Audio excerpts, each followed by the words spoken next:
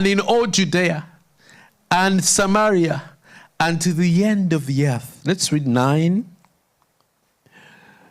After he had said this, he was taken up before their very eyes, and the crowd hid him from their sight. 10.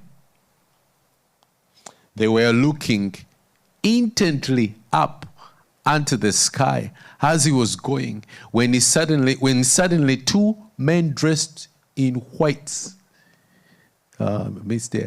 dressed in white stood beside them.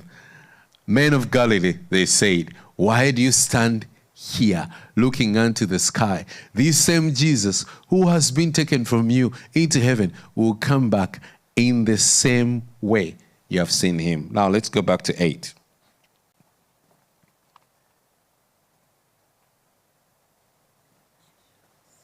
But you shall receive power.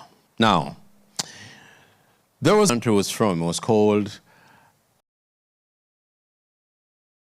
let me see whether I spell it well. I think Alfred Nobel. He invented what we call dynamite. Dynamite is a form of explosion.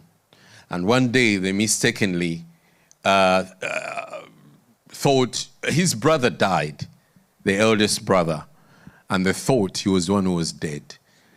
And they wrote in obituary about him as a man who was a man of death.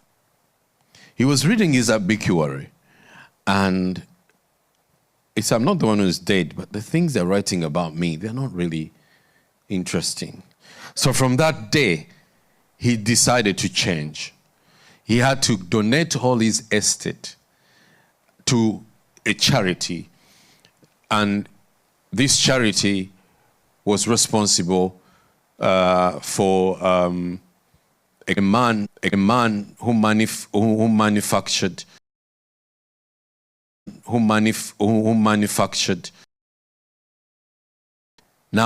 Now I want to bring peace.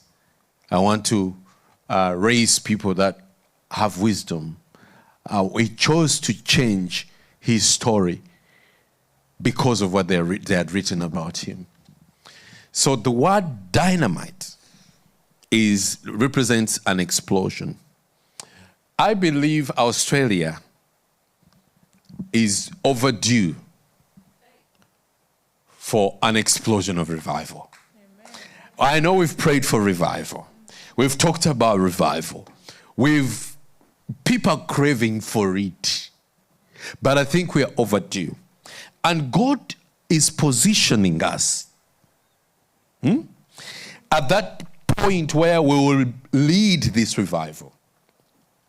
But leading the revival, we have to make a decision that no matter what, we're going to rise up and make Christ known and follow him and do his work and gather. This man, when they wrote his obituary, it was things were bad, but he chose to do the right thing. There is another man. There is a song we sing called